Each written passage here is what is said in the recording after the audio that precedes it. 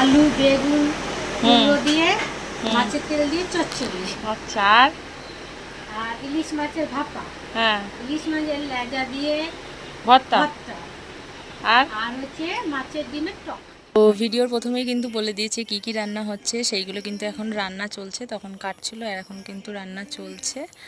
আর তোমরা কারা কারা ডিমের টক খাও বা খেয়েছো একটু কমেন্ট করে জানিও। থাকলে কি বাগিয়েছে ও তো বড় বাটি বলে দে।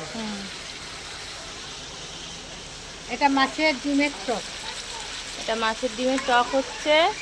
আর এইটা মাছের তেলের চচ্চড়ি, সবজি ভাজা হচ্ছে আর মাছের ভাজা। মাছের তেল এই যে ভাজা, এই চচ্চড়িটা দেওয়া হবে। আর এটা হচ্ছে ইলিশ মাছের লেজ দিয়ে, মানে লেজ ভর্তা, লেজের ভর্তা। ভর্তা। আর এটা হচ্ছে ভাজা আছে খাওয়ার জন্য। আর এই যে ইলিশ মাছ ভাজা। আবার ওদিকে চলছিল হ্যাঁ, ওই তো টেকো মাথায় প্রজাপতি। এদিকে আমার বরের মাথায় কিন্তু বসেছিল মদ, যেটা আমরা প্রথমে বলছিলাম প্রজাপতি। এই ছিল আজকে আমার ব্লগ। তো কেমন লেগেছে তোমরা অবশ্যই কমেন্ট করে জানিও।